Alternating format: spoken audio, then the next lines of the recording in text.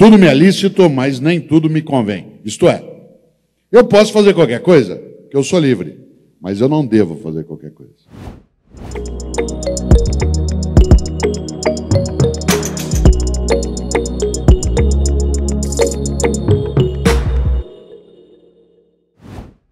Não há escolha sem perda. Há pessoas que perdem a vida, a propriedade, o privilégio, perdem a liberdade, mas não perdem a decência.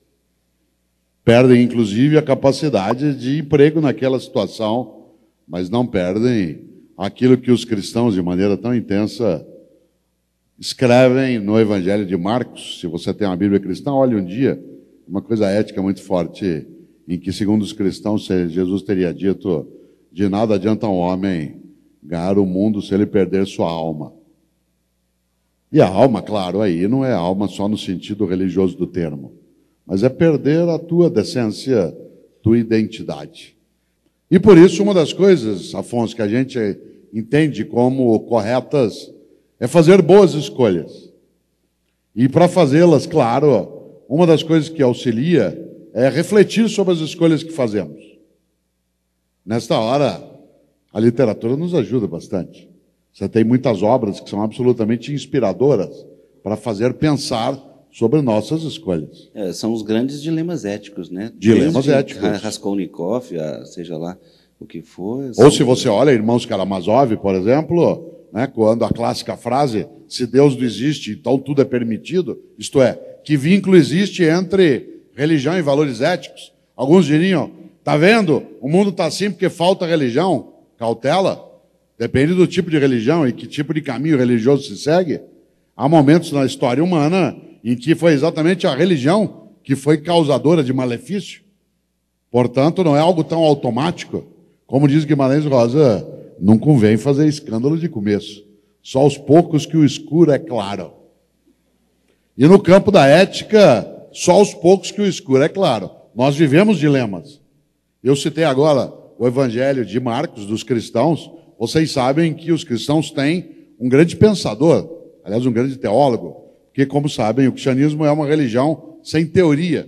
Ele nasce sem teologia. O cristianismo é uma religião de prática que nasce sem teologia, isto é, sem um corpo teórico. O primeiro a construir um corpo teórico entre os cristãos será Paulo, um judeu chamado Saul, que depois vai ser chamado de Paulo. Paulo, sim, um homem que tem formação letrada, vai construir uma teologia para aquela prática de Jesus e seus seguidores. E ele a faz, essa teologia, por intermédio de cartas éticas. Cartas, epístolas. Se você já leu alguma vez uma delas, cada uma é uma carta sobre ética a determinada comunidade. Aos cristãos da comunidade de Corinto, ou de Roma, ou de Tessalônia, ou de Éfeso, todas têm conteúdo ético. Todas, sem exceção.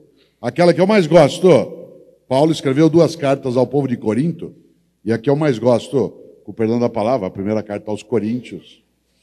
Na primeira carta de Paulo aos Coríntios, há algo que é fortíssimo nisso que você chama de dilema. Paulo escreve isso no capítulo 6, versículo 12. Aliás, só uma curiosidade, como eu também sou da área de ciências da religião, uma coisa que algumas pessoas às vezes não sabem é que as cartas de Paulo elas foram escritas antes dos evangelhos.